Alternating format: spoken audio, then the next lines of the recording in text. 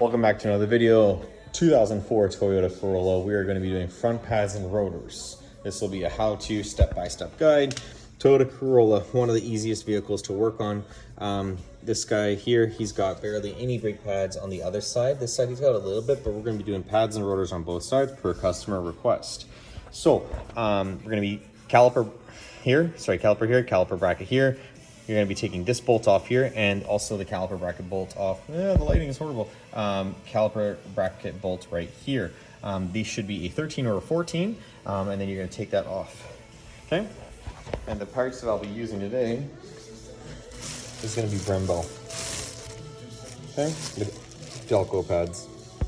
All right, so when you're doing these ones, all right, so when you're doing these brakes, here's a little kind of tip to help you out. 14mm bolt here.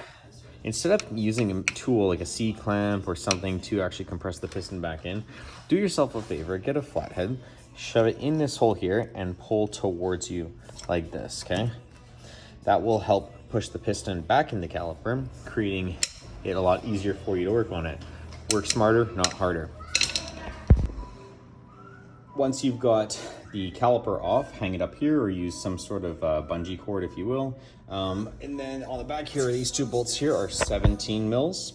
And then if your rotor's stuck here, if you're replacing your rotors, you can smack it off with a 5-pound hammer and it will fall right off. So yeah, do that. And once you've done that, you can exchange your pads for your new stuff. And I'll be putting on the Brembo now. Cheers, keep watching. All right, so now we've got the new Brembo rotor on here with the new AC Delco pads. Okay, 17mm socket, 17mm bolt right here, and down here is tightened. You're then going to want to take out your caliper slider pins, pull back this rubber condom thing. Well, technically it's called a shift boot, and you're going to take it off. Once you pull it all out, you're going to wipe this off and you're going to re-lubricate the slider pins to make sure that your caliper is sliding perfectly how it should. Okay, and then reinstall it here. Pay attention if it's top and bottom, because usually there's different specs to them, whether it's length or whether it's type of width, thickness and width.